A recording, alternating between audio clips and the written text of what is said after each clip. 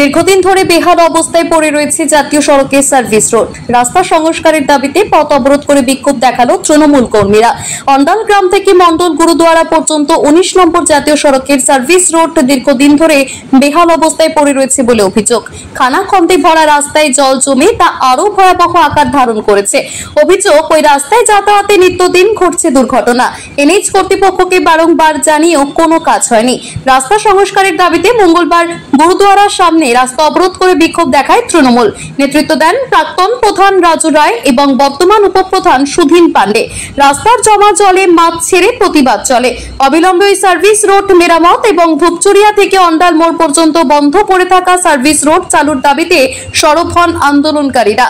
অবরোধ আমরা করিনি, এটা একটা দেখবেন আমাদের যে গুরুদুয়ারা আছে, যেখানে মূলত সমস্ত গাড়িগুলো এখানে ঢুকছে, সেই জায়গাটা দীর্ঘদিন ধরে গর্ত রয়েছে এবং গর্ত হয়ে রয়েছে। আমরা এই দাবি সম্বলিত কপি বিভিন্ন জায়গায় আমরা পাঠিয়েছি। আমরা কোনো অবরোধ করিনি, ন্যাশনাল হাইওয়ে অবরোধ করিনি। আমরা শুধুমাত্র এই ডোবাতে আমরা কিছু মাছ ছেড়ে দিয়েছি, তাতে এনএইচ কর্তৃপক্ষ শুভবুদ্ধির উদয় হয়।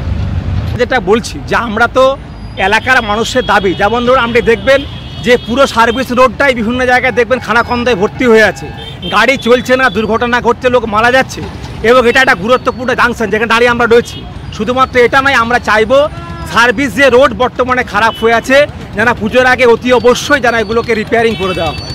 অন্ডাল থেকে নিজস্ব প্রতিনিধির রিপোর্ট, টিভি নিউজ 10। সুলভে সঠিক চিকিৎসার একমাত্র প্রতিষ্ঠান বিবেকানন্দ হসপিটাল। 24 ঘন্টা emergency service, blood bank, trauma care.